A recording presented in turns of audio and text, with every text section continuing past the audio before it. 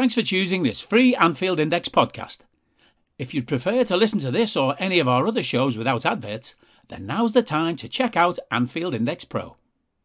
With AI Pro, you can supercharge your entire listening experience. You'll not only get all of our podcasts without the ads, but you'll have them far faster with our quick publish feature available exclusively for subscribers. AI Pro also puts you in the heart of our sound studio, with an option to listen to many of our shows live and interact with the podcasters in real time as the shows are recording. Upgrading couldn't be easier. AI Pro is available on all popular podcast platforms, and we have our own apps for Apple and Android. Just head on over to AnfieldIndexPro.com and get started today. Hello and welcome to the Anfield Index podcast for a perhaps slightly pared back edition in both length and certainly in personnel, as you join myself, Trev, Downey, in my very sweltering field here in beautiful rural Ireland, inside in a house here in beautiful rural Ireland without a window open or a fan on because I'm using a mic here in beautiful rural Ireland. And poor old Brainch, who's joining me for this, like I say, whittled back edition of the Anfield Index podcast, is suffering similarly in his own confines. So we'll get straight to saying hello to Cam. How you doing, man? Yeah, good, Trev. Sweltering a bit, isn't it? I mean, the sun is out. It's great, and it's not so great for this type of work because they've yet to invent a fan that doesn't cause a racket that would create such pain in listeners' ears that they turn us off immediately. We usually like to wait about 10 minutes before they do that, don't we? Well, 10 minutes is pushing it, let's be honest. Yeah. Well, it depends if Copac's on or not, right? So how many stories can I have used today? Yeah, exactly. Yeah, well, we've all got our bits. But, we should explain to people that we did try to get a schedule where everybody lines up, but it's not always easy, especially around summertime when people are traveling. And currently, that's exactly what Carl and Lisa Marie are both doing. Carl driving as we speak and will be for quite a while yet, and Lisa Marie is off in the Disneyland zone with her kids, enjoying herself. So fair play to them, and if we get our holidays booked, Cam, I'm sure we'll enjoy them too. But it's not looking great for me. Do you see yourself getting away? And all this? No, I'm not, because we've got a wedding in the half-term week in October, and my flights that I'd booked for me, Mrs. B, and the two little ones, they rearranged the times, so I've now having to fly direct. It's the only flight I could get that could sort of work on reasonable timescale, and the cost has doubled. Ouch! Yes. Ouch! So let's just say it was already over 2K. And it's now, just for the flights alone, is just stupid money. So I'm not happy. Let's put it that way. No, I can imagine that. And that would certainly put a dent in any plans for summer japes. I'm kind of similarly positioned. I have various bits and pieces going on that have sort of kicked me in the arse financially.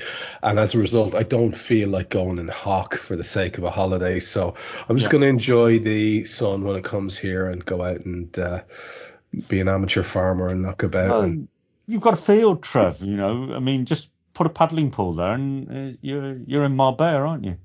This is what I'm going to pretend. So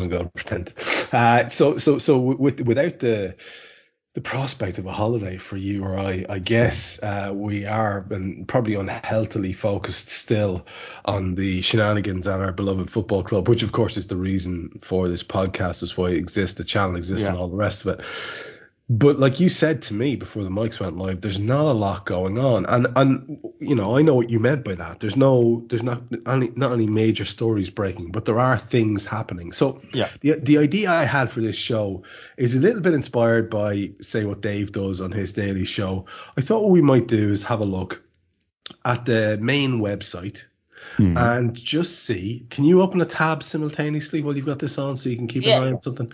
Yeah. So I just thought we might go through the various stories and see what we make of them. And I'm going to start, even if it's not the top story there, I'm just going to start with you on the news that, and if you just open up like I say, liverpoolfc.com and open up the news section, we'll go and we'll have a little bit of a scoot around that in a second. But let's start on what was a really interesting story, which was the news of Joe Gomez's contract extension, because we've talked about this on the show. And if you yeah, exactly. And if you scroll on down, it appears there on the 7th of July.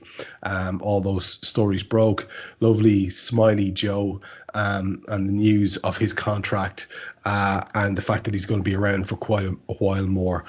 Now, I have to say, quite a few Anfield Index personnel I've heard in various podcasts, and I'll be honest with you, Cam, they're the only football podcasts I listen to. I used to listen to that one James Richardson did before the channel moved. I'd listen to occasionally maybe one or two things as well that were sort of football journalists. I never listened to any of the other fan media for years, years. So I'm in the rarefied Anfield Index crew environment when it comes to hearing what people think. But there's a great mix of opinions there, and an awful lot of people have very different opinions about Joe Gomez. Some were saying, look, he's a saleable asset. Some were saying the kid deserves to play. He should be allowed to go. And some were saying, why would we let someone that good go? What if there's an injury? That was me. And I'm delighted that it's worked out this way. I have to say, maybe it's the pessimist in me, Cam, but what was your take when you heard the news? Like, honestly, what was your feelings around the whole Joe Gomez thing? Because I think it is quite big news, really. I was over the moon. I was really happy. I think he's a wonderful football player. He's a wonderful centre back. I think he's, for people to say, oh, he's just a Trent backup, I thought that was disrespectful to Joe. I think he's actually, when he played with Virgil van Dijk for that, pretty much that whole season, we were averaging a goal conceded every other game with him on the pitch with Virgil. No other defender has come close to that alongside Virgil. We only went and won the league. Well, just a Tin Pot Cup, that, isn't it? Let's be honest, it doesn't compare to the Carabao and the FA. So, but yeah, you're right. So the guy he's proven quality. And I said last week that we need him to stay. And the reason I said was because Matip's not the future, but he's still got an important part to play. And Matip will eventually start going down the pecking order. Joe will start going back up the pecking order. And it really will be between Joe and Ibu Konate as to who starts alongside Virgil van Dijk. And I'm sure that's what the club have said to him. You are part of the future. Virgil's just turned 31, but then a 31-year-old defender of Virgil standing could probably go till he's 36, 37 quite easily. He's just a Rolls Royce, isn't he? So I was just really happy. I think it's just it's important to have top class players in important positions pushing other top class players, because it only helps the team on the pitch at the end of the day. You think about the discussion that we've had, and I think you and I have been really kind of firmly in agreement on this. And sorry if you like shows where people argue all the time. Maybe we'll get around to that, Cam, I don't know. But I want to point out another source of agreement between us on recent shows has been that we're both a bit angsty about the idea of starting the season with the midfield personnel as is, because we feel that we both seem to feel that we needed an energetic, permanently available attacking midfielder to come into that first team setup and be available for selection. Now, if you take that logic and apply it to the defence, it's not that long ago that we were both saying we really need to sign a centre half, and if we don't, it's going to be a problem, and it was. Yeah. And now we've got cover, because who knows what can happen? Who knows what can happen? Joel Matip could say again. We know what can happen. Well, that's a very good point. That's actually the point. We do know what can happen, and it's that I suppose once bitten, twice shy thing that's informing why I'm saying, please, let's get this midfielder now, not then, not later. I don't want to hear about successful succession planning or caution, or an abundance of caution or wisdom in the financial markets. I don't care. I want us to win now. And I think that leaves us set up well in this particular zone to win now, because you know, you look at this bundle of defenders we've got. Obviously, we've got the kid in now to sort of rival, or not rival, but shadow Trent, and Trent can show him how it's done. Maybe he'll get, and maybe Ramsey will get a few minutes here and there. We know that we've got a more than able deputy at left back. I think there are a few people in the fan base, Cam, who actually prefer Costas to Robbo. Nothing wrong with that. And now we've got 4 lads who are all on the verge of that world-class bracket, if not in it, at centre half. And you will go far afield, my friend, to find 4 better players for that position in any club, anywhere across Europe. I think you will. I can't think of any off the top of my head, you know. And that's fantastic. That's exactly what we want. Attack looks something similar now as well. We lose one big one, we get in one big one. We've got some youngsters coming through. That's exciting. So you know where I'm going with this. The knock on is I know there are now potential deals on the table for Curtis and a few other people as well. Yeah. And Naby Keita, I think, is the most urgent. But I think we probably need to, those of us who are a little bit maybe still getting excited about the potential, probably need to be realistic and say that that's probably going to be the height of our business now. Or do we? Where do you stand on that? Get the Salah signing, keeping Joe at the club, say we commit Naby to another little while as well. Yeah. Maybe one or two others who are sort of in the that dodgy category of needing to get signed down, like Bobby and a few others. Would that leave you happy going into the season? You're never going to be happy. There's no such thing as the perfect transfer window. I mean, some people will argue if we got a midfielder in, that would then be the perfect transfer window because we got cover for Trent. We've got Carvalho in. We got Nunes in, and it's just the midfield that needed that little bit of a boost. Now, I think personally, the players that need to get signed up is essentially right now going to be Naby, because as I said last week, we can't just let him go for a free. Not after he hasn't given us anything near the return he should have. So you can't just let him walk away on a free. So you've got to protect that investment, and the only way you protect an investment is to have a contract that protects it. So that's going to be crucial. Bobby, I'm still not sure about, because Bobby's not going to get the game time, and Bobby wants game time.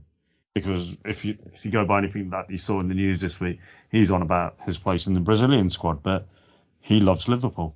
He loves being in Liverpool. He loves, the life there. And so that's a little bit of a pickle for Bobby and the club as to how they're going to go forwards with that one. I think just going back to the midfield, I think this really has to be the season where Curtis shows what he's about. And Curtis has to be really pushing to get into that team. He's got to show that he is more than capable of playing more minutes and then taking the pressure off, those players who may be more vulnerable to picking up these silly little injuries, like Thiago, Hendo, Naby.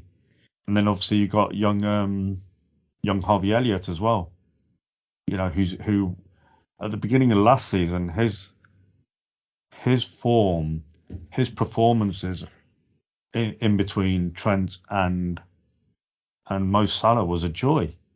The link-up play between the three was wonderful, and I think a lot of people have just sort of dismissed maybe what Harvey can bring to that team. He didn't look out of place last season when he was in that side, that loan move the season before has done him the world of good. So I wouldn't be overly disappointed if we didn't get another player in. It all goes back to everybody wants Jude Bellingham. Let's just say it. Everyone wants Jude Bellingham, but if Dortmund are not prepared to sell him and Jude Bellingham's not going to rock the boat, nothing you can do. Absolutely nothing you can do unless you go in there and say, right, okay, here's 150 million pounds. Dortmund ain't going to say no then, are they? And Liverpool are not going to do that. They're just not going to do that. So we have to, unfortunately, be a little bit realistic in how the club operates. And the way the club operates, I think, is the right way. Because under Jurgen Klopp, we've won every major trophy. How can you argue with that? You can't disagree with that in any way, shape, or form. We always want more trophies. That's the game. But when you're up against sports washing Man City, who are a phenomenal football team at the same time and push us to heights that maybe we would not have reached, we've got to be as sensible as we possibly can. We can't just suddenly jeopardise the future of the club. We don't want to go back to a Hicks and Gillette situation where we're just days away from going into administration just because we're desperate for one player. Not that would put us in that position, but that's the fear in the back of my mind. You can't be gung ho. You've got to be sensible. It's not very sexy, that, is it? No, it's not. I'm not, it's not getting me going, that, at all, I have to say. But that's me, isn't it? That's just the way it is. I can't. Trev, I desperately want us to get a midfielder in. I really do, because I think it is an area where we are weaker than any of other position on the pitch. We all know that, but the midfielders still contributed to us season in, season out. Aside from the season where we lost our central defence and then started to lose our central midfielders, we're consistently hitting 90 points. Yeah. No other team does that aside from Man City, who are sports washers. So that's what we're up against. That's the reality. But the club is just in such a great place, and I'm sure that they're working so hard behind the scenes to maybe get something agreed with Dortmund for Jude Bellingham. If that's who they're genuinely looking at, they'll be moving heaven and earth to try and bring him in this year. But if it's not going to happen, it's not going to happen, and you've got to go with Mr. Lactate Test himself, James Milner, haven't you? See, that's the thing. People are gonna certain lads will get all excited, and other people be getting all morose and negative about the idea of Jimmy Milner playing minutes this year. And I think an awful lot of people were hoping it was just going to be almost a symbolic thing. But Klopp himself said, look, this guy is signing a new contract because he can still contribute on the pitch. Now, I know Klopp says a lot of stuff, but that's going to be something that some people are going to find horrific as a concept, and some people are going to find reassuring as a concept. And I suppose it would be a full range in between where I think I might be residing myself. But in relation to the squad, if you then go, we've got that website open. If you go back to the main news page again and then click on the one that says Liverpool confirm 37-man squad for Thailand and Singapore, and that's only broken a few hours ago, that 6-7 hours ago, this squad that's on that's traveling, and there's photos coming in of the lads in the airport and all that kind of stuff. And there's a kind of a kicker here, because as we go down through that travelling squad, you can see it in front of you: Adrian, Alexander-Arnold, Alisson, Bajcetic, Carvalho, Chambers, Clark, Clarkson, Davies, that's H. Davies, Diaz, Elliott, Fabinho, Firmino, Frauendorf, Gomez, Henderson, Hill, Jones, Jota, Keita, Konate, Mabaya, Matip, Milner, Morton, Mrozek, Norris and Nunez, Oxlade, Chamberlain, Phillips, Robertson, Salah, Thiago and Tsimikas, Vandenberg, Van Dijk and Williams. And we have a situation here which arises immediately because as a good loyal Irishman, I'm looking out for the K section there and I don't see any Queevy and Kelleher. And I'm wondering why that is. And there are a few lads who aren't on that squad to travel. Queevy and Kelleher's not there. The new boy that we've just spoken about, Calvin Ramsey's not there. Yeah. Cade Gordon's not there, who an awful lot of people have invested a lot of hopes in. Yeah. And then Nico Williams, who we know is moving, and Ben Davies, who we know is moving, are not there either. But in terms of the three others that we spoke about, the three youngsters, youngest of all, Gordon, there's no specific reason being put out for that, just that in the past injuries curtailed his year and maybe he's working his way back to fitness. That's a little bit vague. The youngster, the Scot, Calvin Ramsey, a little bit more specific there.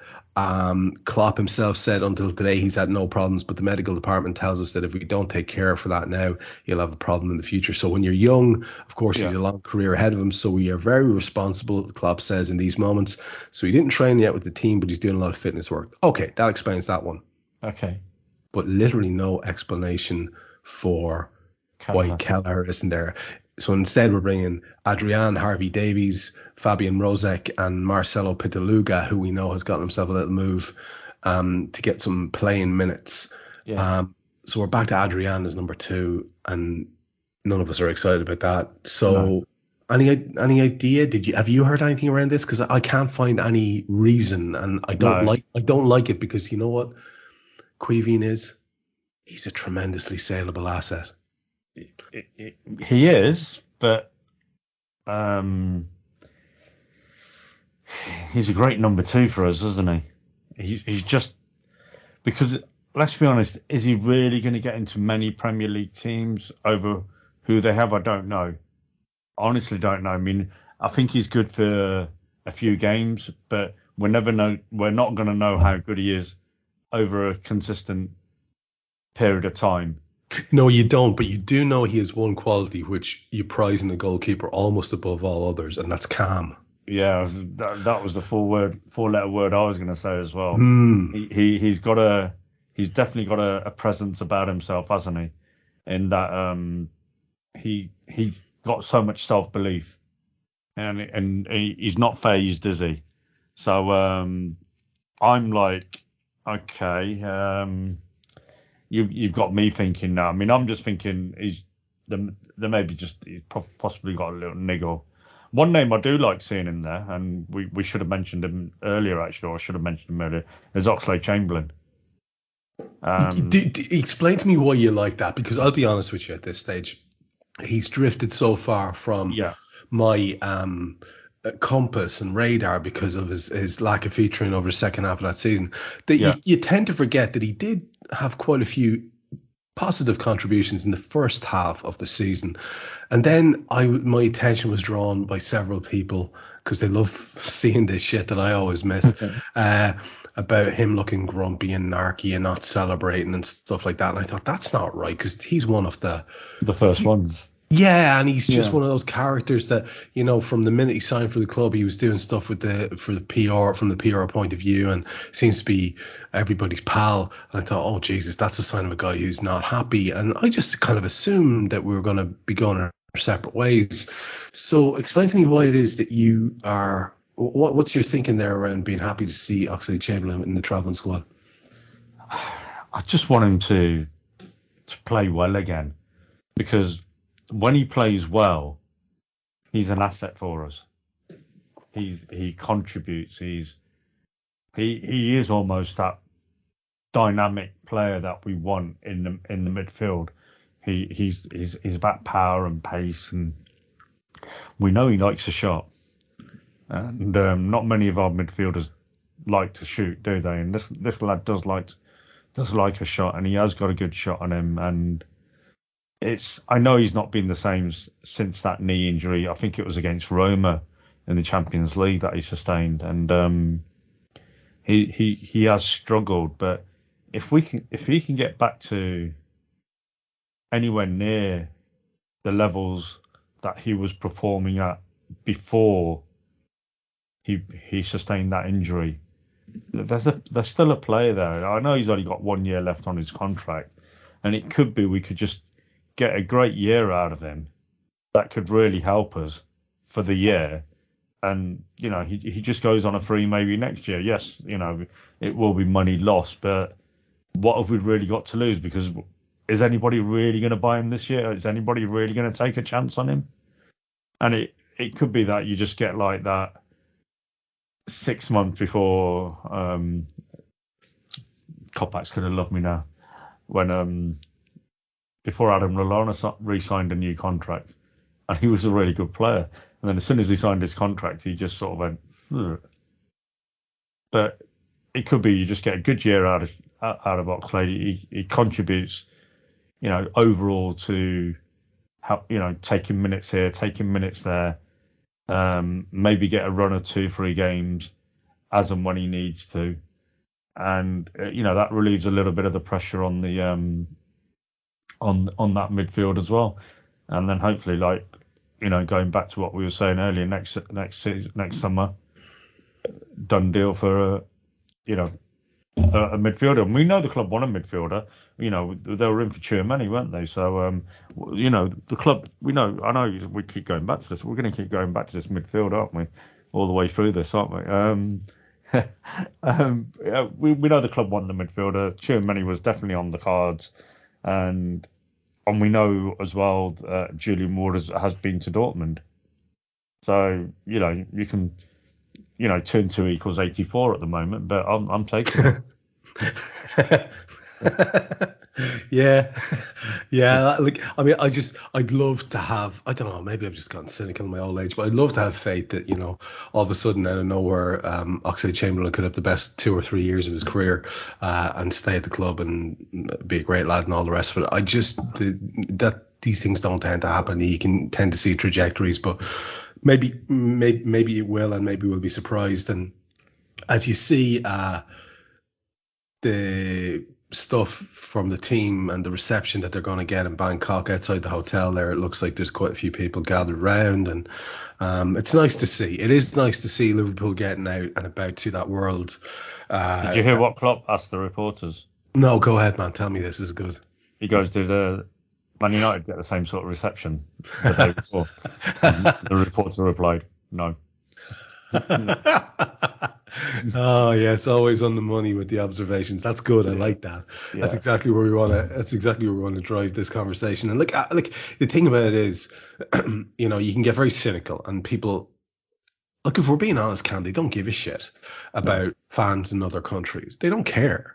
And that's all well and good until a world arrives or a situation arrives where you are that fan in another country. You get a job, you're posted to Kuala Lumpur or Bangkok or some city in the States, and then the only experience you can connect or reconnect with is when there's a tour. And I think it's really, really important, and there's a genuine enthusiasm. And look, if we're going to be cynical about it, Cam, what it is it's an indicator of, and I hate to use the word, but it's an indicator of the size of, from that very cynical point of view, of the brand that Liverpool is in this world where football is a business. We love to sort of sneak out from under that sordid little blanket, don't we? Because we have notions about ourselves, and they're probably well founded about our club and the values and all the rest of it, and the kind of support that we have. But at the end of the day, we can't deny that it's a business, or we wouldn't be talking about deals and transfer windows. And it's, what it is to me is a great big signifier that we're fucking huge. Do you know what I mean? Yeah, well, you know that. I know that. All Liverpool fans, whether they like to admit it or not, know that. We are one of the biggest clubs in the world. I do think that maybe this is a slight on our owners. They haven't exploited that enough. on the commercial side to get more revenue into the club, which could have maybe then helped us push on even more. But what do I know about being a commercial director? Absolutely nothing. It's as good as my maths was earlier. So, but yeah, I mean, we got such a huge fan base around the world. Just go back to that Australia tour and when they were playing in Melbourne, and you had 95,000 in the MCG or whatever it was, 105,000, whatever, 110,000. I don't know what the capacity is there, but and that's just from one city. There, and now, granted, some of those fans would have travelled from all over, other parts of Australia, but Australia's a big country. It costs a few dollars to travel around, and you know what I mean. So that was huge. You go back to the States and you look at some of the crowds that we've had at in some of the American stadiums that hold 100,000. Granted, we've been playing other teams from the Premier League, so there would have been some fans of the other Premier League teams in there, but we're always selling out, aren't we? It's just I would love to be able to say that word that begins with G. God, I can't say it. I think you may know the word I'm trying to say. Gargantuan. Gargantuan. That's it. I mean, I think that sort of best describes what we are as a club. If you want to see gargantuan, just to cut across it, I've just popped into the chat there a little tweet, which has a piece of video in it, and it's got. You can open up there if you can. It's got one of the most comically wonderful images you're likely to see, in which we're inside an airport. One of those what do you call those things that are like escalators except they're flat? Travelators. So alongside the travelator, so there's this little dude coming along on one of those segways. Yeah, see behind him you've got one of those little golf buggy things. Yeah. With 3 airport personnel and Mo Salah, and behind another Segway, and everyone in the travelator has stopped to take photos and videos. That's gargantuan right there, man. Here comes our main man to join up with his pals. I love all this. I do. I mean, it's a reminder of how big it was for us to get that thing done as well. And honestly, if we have to be the team who maybe ships a few goals because we're not just as efficient in midfield as we could be. Yeah. But we outscore everyone because Mo's back to being Mo, the Mo that we at his very, very best, where you can get 30 and 40. Fuck it, I'll take that, I'll take Why that. not? It's entertainment, isn't it? Yeah. It truly is entertainment. I was with a Manc last night, and he just goes, I've stopped watching Liverpool. And I was like, how come? He goes, they just keep winning every game. They just keep winning. And he goes, it's just. I remember that exact feeling. Do you? Yeah. He goes, you should have won the league. You should have won the Champions League. You should have done the quadruple. You were lucky not to. He was actually being, for a Manc, he was actually being quite pragmatic in what he was saying. And he goes, we're light years behind you. We're absolute light years behind you. And he goes, it's just scary what you guys are doing.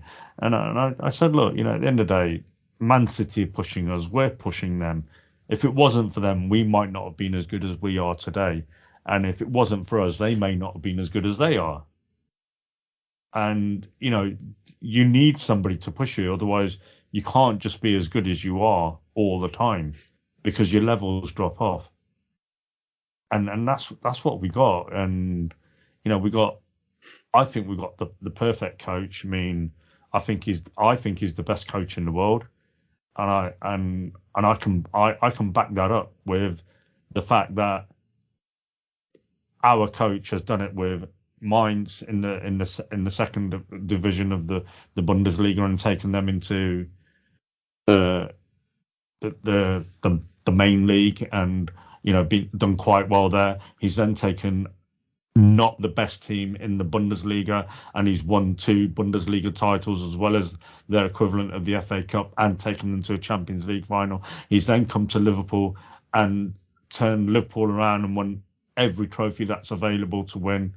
Whereas the checkbook manager, who everybody says is the best coach, well, he's only the best coach because he's a checkbook manager. Whereas our manager has done it without that checkbook and has actually improved players. Whereas the checkbook manager, he just gets the best players to play in his system and throws the money at them. There's no comparison for me. I think we are so fortunate in what we have and what we have become, and we've got so much to be grateful for, because every other fan of every other club, deep down, they're fucking jealous of us. Yeah, and so they should be, because we are quibbling about one little area of the squad. And when was that ever the fucking case before, Cam, where it was just one little thing we wanted to address? It's just like one little thing we can fix and then everything will be perfect. And we do mean actually perfect. And that is just a wonderful place to be. And with that in mind, we have the fixtures section here on the main website that we could have a look at next to maybe start looking at our final topic for today, which is the build up to the season itself. And, it's important because it starts tomorrow. And that's why I think the timing of it is quite good. Day after tomorrow on Tuesday. That's why I think it dovetails well with the time of the podcast here. And so we have these 2 friendlies against Man United and Crystal Palace with that massive squad that's travelled. And we know that the likelihood is that there'll be massive rotation and people will be getting 15 minutes here and 20 minutes there. And the maximum anyone will play in any match is probably a half. And that's fine. And they're kind of messy things. But then it starts to come to a little bit more of a point when we have the games against Leipzig and Salzburg in the Red Bull Arena. And they're on the 21st and the 27th of July. Yeah. Then it's back to business, because the next time out... Sorry, go ahead. Were you going to say I was going to say it's Pep's favourite trophy. Yes, the one exactly the one he likes to call a title. Yeah. And it's the Community Shield, which is going to be played at the King Power Stadium for reasons against Manchester City. That leaves us then with just one outing, a friendly against Strasbourg the next day. Yeah. And you're kind of wondering what's going on here. Yeah. So we're either going to totally hand over a title in inverted commas to we Pep on the Saturday and really play our main lads ahead of the Premier League opener a week later. Yeah. Or I honestly don't know what this is. No, that's thrown me completely. I'm just going to click on more details to see what it says. I can only assume, man, that basically we're going to play something resembling the team that'll start against Fulham, against City, and that this will be a chance for other people to get vital minutes into their legs and still have recovery time ahead of the season. That's the logic I see there. But the idea of crossover between the two groups over the course of a day, I imagine, is quite minimal. I mean, it could be just people carrying knocks and stuff like that might have the maximum time to recover, or people who have been carrying knocks and are only back in training maybe will play that game on the friendly match afterwards. I mean, it's hard to see the logic there. But my takeaway, there's no logic. Not really. Well, I'm sure they have their reasons, but my takeaway from this is, I thought I was really going to enjoy the break. I kind of did really enjoy the break. I really didn't engage that much for a good few weeks. But I'm kind of back on board now, and I have a simple question to ask you that I've asked you since we started doing this show. I think I know the answer, because with yourself and Pooley and Carl, we've had this chat over several summers. Can you see yourself watching these games here? The two that are coming up against United and Crystal Palace, the two against Leipzig and Salzburg. Obviously, you'll watch the Community Shield, but of these four that are coming up, do you see yourself watching any of them? Well, I'm now, because I'm in a new job, I get my rota for the week ahead every Sunday. So I don't know which games I'm going to be able to watch this season, which games I'm going to be able to go to this season. Because did you get this week's rota yet? Yeah, guess which days I've got off. I'm gonna suggest that they're not the days the games are on. No, the exact opposite. I've got Tuesday and Friday off. No way. Yeah. Okay. So I'm working next weekend for the Saturday okay. and Sunday, but I've got Tuesday and Friday off. So I might actually watch the games now that I've seen the fixtures when they are. So I think the way around it is you get a prescription to Liverpool FC TV or a subscription to LFC TV or something like that. Is that one of the ways that people can do it? Because I know I probably won't bother unless I can find it. Yeah. No, well, I've got a way of watching it, so so I can watch them, so that's not a problem. But I can't watch them when I'm at work, so that's a bother. That's a bother. So right. So you don't know where you stand in terms of the other games. I mean this coming season now, if I stay in this job for the next 10 years, then I'm not sure how I'm going to be able to watch football ever again. Because I don't know when I'm working and when I'm not working. So it's a question of record the game, not know what's going on, come home and then watch the game. Yeah, you can't even make plans to buy a ticket for a match either in that regard. No, I can't now. Okay, Yeah. Right. Yeah. Welcome to my world, brother. Welcome to my world. You're well, I had a good run, didn't I? I had a good run. You did have a hell of a run, and as did I, which is why I'm still all these years later, all these years of podcasting for AI later, I'm still not bitter about it because it has been so much fun to watch. It would have been far. We've been lucky, fun. Trev. We have been lucky, and we should be grateful for that. Yeah. I want it to continue. I feel it's going to. And so I want to wrap it up because I don't, your days off are precious now. There are only two of us. Yeah. You and I could probably talk for hours if we wanted to. I mean, we've only gotten through two miserable topics there, three at the most. And I had this idea, like, what we'll do is we'll open up news now and we'll just go through all these stories, like Dave does on his daily read, and we'd have a bit of a gas about all the various things. Like, for example, I'll just give you an example of what the type of thing I was going to do. I was going to ask you to open up news now, and if you open up news now in Liverpool, you can see there's all these different headlines, and one of them says Klopp leaves outstanding Liverpool player out of Thailand trip. He's in talks with two different clubs, and I'm going, who the hell is this? Jesus! And this is before I'd read any of the news. Yeah. And I said, okay, make yourself guess, Trev. Who's the outstanding player? And I'm going to ask you that quiz question now. Who do you think it was? Because we know who's been left out. Who do you think that word was applied to? Well, Kelleher then, isn't it? It wasn't. It was Ben Davies. and it said Ben Davies, who was described as outstanding when he first signed for the club, blah blah blah blah. That's how they wrote their headline. I swear to God. And they didn't even attribute the quote outstanding. They didn't even say the Klopp said that. So this is the kind of crack we could possibly have with this show next week. That could have been glorious. Yeah, I think we might well do this as the format for next week's show, unless there are any massive stories. I don't think outside of the friendlies now there are going to be too many comings and goings. So I think that might be how we'll structure next week's show. But I just do want to finish with a non-footy topic as we usually do before we head off into the sunset. And this one is atypical. We haven't done our openers or our closers, and feel free, by the way, if you do want to plug anything or say anything at the end, of course, floor is yours as always. But I just have a question for you. With our two compadres missing today, and both of them having been recently sending us shots of them doing various fun activities, and two of us being all sad sacks who can't get away on holidays this summer, I wanted to ask you, what is your best holiday? And if you can't narrow it down to one, just maybe two of the best trips that you've been on, best holidays away you've had.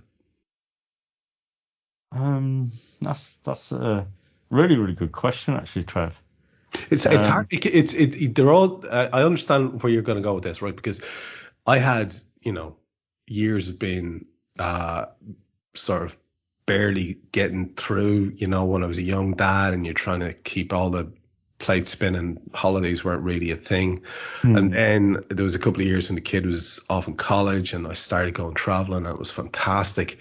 And then the pox hit just at the wrong moment. Yeah. When I was really getting my flying wings under me, and so it's been paused again. So my ones are going to be from recent times, but obviously you can go back. But I don't know if you've been, but for me, it's really hard to beat New York. And my experience of it was so really positive. I enjoyed it so much. My most recent trip there was just, oh man, it wasn't the typical touristy things because I'd kind of seen stuff, but I found the enormity of the city. I found myself really being one of those wide-eyed tourists. I really did. I loved it all. I just soaked it all up, the atmosphere of it. I'm one of these people, when I go somewhere, I think, I could live here. I'm going to live here. I want to live here. It doesn't matter where I am on holidays. The previous time to that I was like, Kusadasi, I want to live here. It doesn't matter, right? But New York had a really powerful impact on me. And the only other one I'd mention that I really enjoyed, because I love the vibe of the city, and it's a lot closer to home and not as exotic as some of the other trips I've been on, but I really enjoy a couple of days I spent in Edinburgh recently as well. Because, again, I just loved that. I really found the atmosphere in the city was fantastic. It was cold as fuck. Right. But it was still really nice. I found the best restaurant I've ever been in, a place called The Witchery. Loved it, that kind of thing. These kind of things make an impression on you. So with all that in mind, where was yours? Well, funny enough, we were meant to go to New York for my best mate's, another dirty mank, 50th. But then, like you say, the pox came in, because that was he was 50 on April the 1st, 2020. And we were due to fly to New York on the 9th. So there was me, Cully, my best mate, and one of my other really good friends, who's on Twitter, Bash76. So me, Bash, and Cully were meant to be going to New York then, and obviously that got scuppered. So I've no idea what New York is like. I've been to obviously Las Vegas, because that's what you all do, isn't it? Everybody goes to Las Vegas, don't they? It's a normal place to go, isn't it? So, okay, if you say so. I've never been. I'm just trying to find the name of this place online, and I just want to go on that. I mean, I've been lucky, Trev. I've literally been around the world. You told me about some Italian. This is what I'm looking for. This is where I'm going with it. Was it an island, Cam? We went to Sicily. We went to Sicily in 2013, and I'm just trying to find it. I can't remember. There it is. Got it. So we went to Sicily in 2013, and I love Italy. I just love Italy. We went to Italy for my honeymoon with Mrs. B in 1994. We went to Bologna, and we went to Venice, and we went to Florence, and we did all the usual tourist stuff around there. And I just love Italy. I love Italian food. It's my favourite food. And so we went to Sicily in 2013. We landed at Catania. We were staying at the base of literally the bottom of Mount Etna. We went up to Mount Etna, and there was this little place called Taormina. Yes, that's it. I knew you told me about a place called Taormina. Yeah. And I just want to buy an ice cream shop, sell ice cream till the day I die. Yeah. Yeah. In Taormina. Yeah, I love it. That's it. It for me, it wasn't like it was mind-blowingly anything, the most amazing scenery, I went to Cozumel, and the beaches out there were unbelievable. Been to Sydney, Melbourne, unbelievable beaches. Melbourne is, if I could move to any city in the world, I'd move to Melbourne tomorrow as well. Melbourne, fantastic city, fantastic vibe. But Taormina is just, for me, it was just it was just me. It was just so laid back, chilled. There was no bad vibes anyway. I'm sure there was. We didn't see it. You know what I mean? Just a little village. It's just like it. We went up to this church at the top of on the top of a cliff. And my little one, she was 3 years old at the time. She stood on the wall, just looking down like a 1,000-foot drop, no fear. I just had to grab her before she suddenly, I thought she was going to just jump off this cliff or something, you know what I mean? Like, what the hell? But the views, and then we hired like a sort of like a yacht. We were going around up and down the coast in this yacht, and it was just like, wow, I want to live here.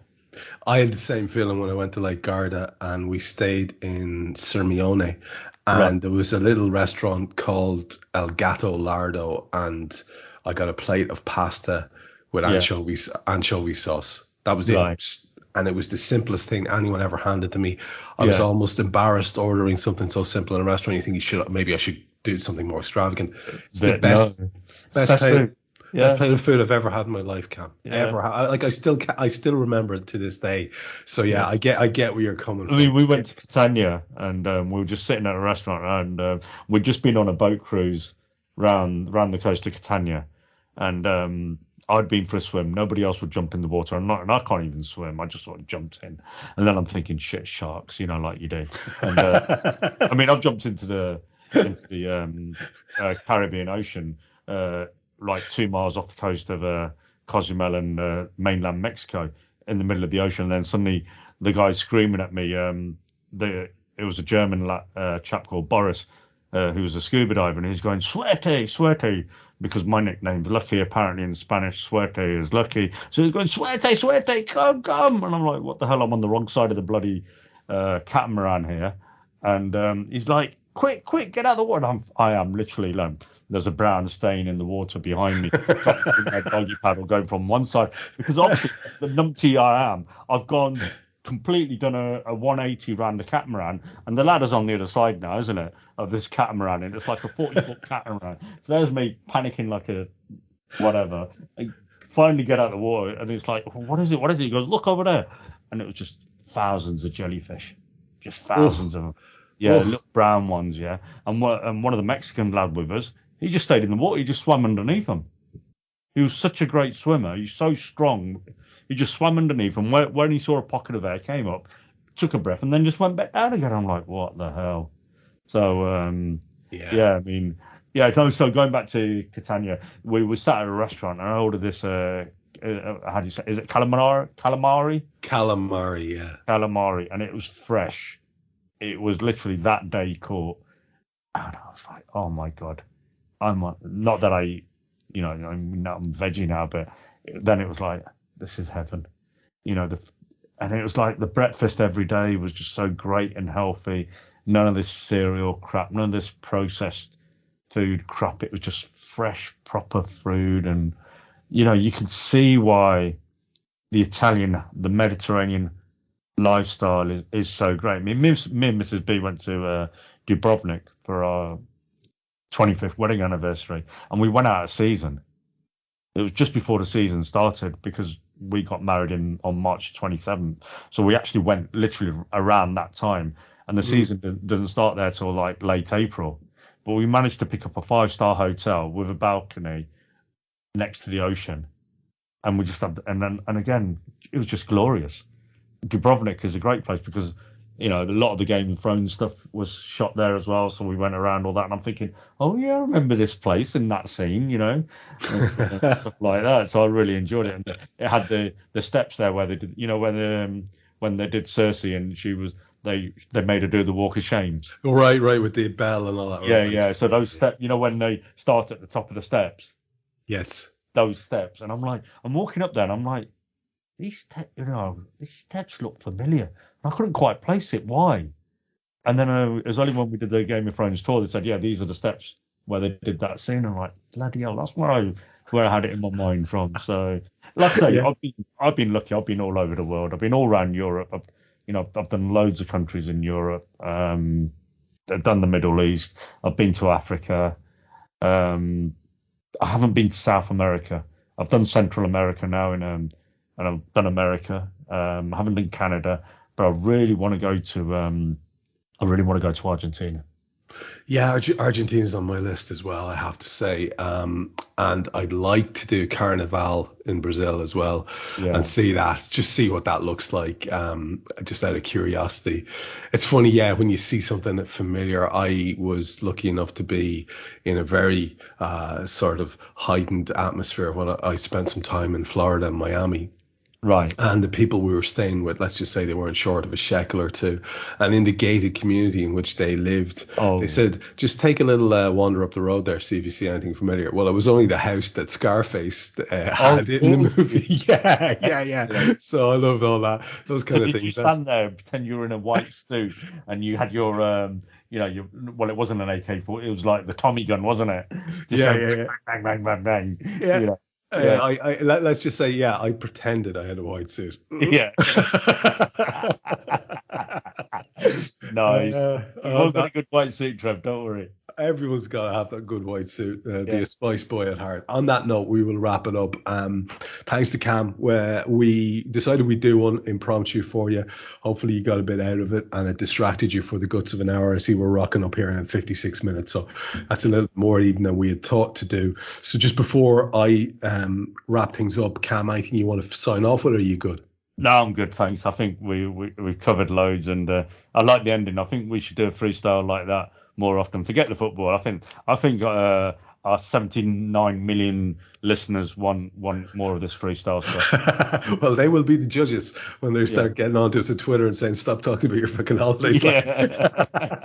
Well, we shall see. And we'll say thanks to whoever has kept with us throughout this episode and all of the episodes to date. It's always heartening to hear that there are a good chunk of you out there listening to us, and what we do because we enjoy it. It's the primary reason for it, and hopefully that comes across. So hopefully we'll have a couple more of the regulars like Lisa Marie and Carl back in tow soon. But from me, Trev Downey, and from Cam Brainch, we'll wrap this one up. We hope you enjoyed listening to this Anfield Index show.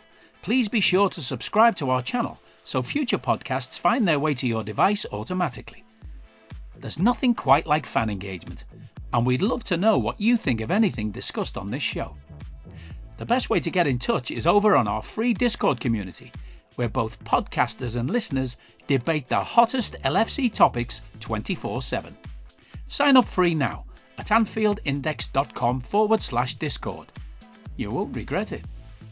You can also follow us on Twitter at Anfield Index, and find us on Facebook by searching for Anfield Index. Oh, and before you go, we'd love it if you could leave us a 5-star review on your favourite podcast app.